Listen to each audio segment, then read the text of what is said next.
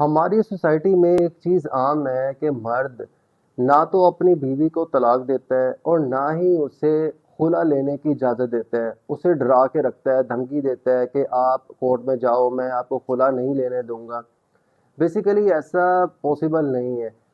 جب بھی ایک مرد بیوی کو اس طرح کی دھمکی دے یا اسے خلا کی ڈگری لینے سے روکے، عورت کے پاس اختیار ہے کہ وہ کورٹ میں جائے، جا کے وہاں پہ suit for resolution of marriage on the basis of خلا کا ایک دعویٰ فائل کرے، اور ود ان ٹائم اسے کورٹ جو ہے خلا کی ڈگری گرانٹ کر دے گی. بیسیکلی اس طرح کے جو مرد ہوتے ہیں اپنی انا کی خاطر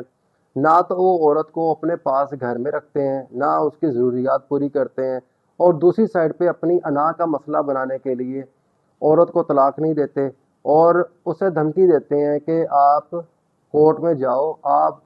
کورٹ سے خلا کی ڈگری نہیں لے سکتی، ہم آپ کو کورٹ میں تنگ کریں گے. اور ایسے معاملات میں کیا ہوتا ہے کہ ایک ہسبینڈ جان بوجھ کے خلا کی پروسیڈنگ کو کافی لیٹ کر دیتا ہے. مثال کے طور پہ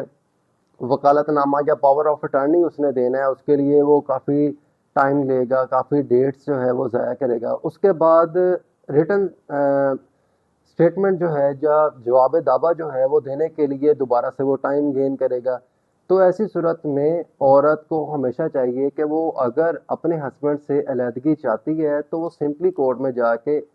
خلا کا دعویٰ فائل کرے، اور جب بھی مرد آ کے اپنی ریٹن سٹیٹمنٹ کورٹ میں سبمٹ کرے ریکنسلیشن کے ٹائم پہ، جب دونوں میاں بیوی کو کورٹ میں بلایا جاتا ہے اور فیملی جج ان کے درمیان صلح کروانے کی کوشش کرتا ہے، تو بیوی جسٹ اپنا بیان وہاں پہ دے دے کہ میں کسی صورت بھی اپنے ہسبینڈ کے ساتھ نہیں رہنا چاہتی، مجھے اس سے خلا چاہیے. تو فیملی جج جو ہے اس کی اسٹیٹمنٹ کو ریکارڈ کرتے ہوئے خلا کی ڈگری گرانٹ کر دیتا ہے.